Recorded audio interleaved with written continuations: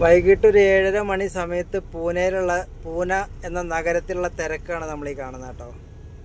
പൂനെയിലെ റോഡിനെ കുറിച്ച് നിങ്ങൾക്ക് അറിയാലോ. 6 വരിപ്പാതന് വളരെ ശ്രദ്ധിച്ച് വണ്ടി ഓടിക്കേണ്ട സ്ഥലമാണ്. വളരെ തിരക്കേറിയ റോഡാണ്. അതുപോലെ തന്നെ അപകട സാധ്യത വളരെ കൂടുതലാണ്. സാധാരണ റോഡിലൊക്കെ നമ്മളവിടെ 6 വരിപ്പാത ഉണ്ട്.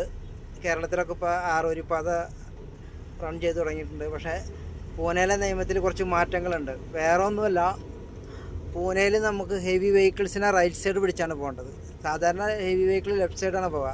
ഇത് ടൗണിൽ കയറി കഴിഞ്ഞാൽ റൈറ്റ് സൈഡ് പിടിച്ചിട്ട് വേണം ഹെവി വെഹിക്കിൾ പോകാൻ. സർവീസ് റോഡുകൾ ഒരുപാട് കയറി വരുന്നുണ്ട്. അപ്പോൾ ബൈക്കുകൾ കാറുകളൊക്കെ സൈഡിൽ നിന്ന് ഒരുപാട് കയറി വരും. അപ്പോൾ നമ്മൾ റൈറ്റ് സൈഡ് പിടിച്ച് വേണം പോകാൻ. അതൊരു വ്യത്യസ്തമായ നിയമമാണ് കേട്ടോ. പല സ്ഥലങ്ങളിലും അങ്ങനെയല്ല. ഇത് വളരെ അപൂർവമായിട്ടാണ് നമ്മളെ ഹെവി വെഹിക്കിൾസ് റൈറ്റ് സൈഡ് പിടിച്ച് പോകേണ്ട ഒരു നിയമമുള്ളത്. പിന്നെ ബോംബെയുടെ അടുത്ത് കിടക്കുന്ന സിറ്റിയാണ് പൂനെ.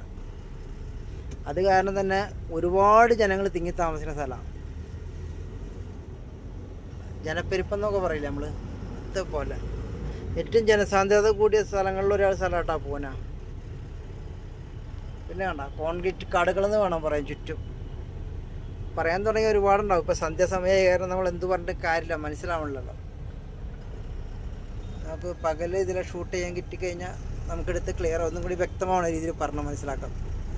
അല്ലെ വീഡിയോസൊന്നും ക്ലിയർ ആയിരിക്കില്ല. ഓക്കെ.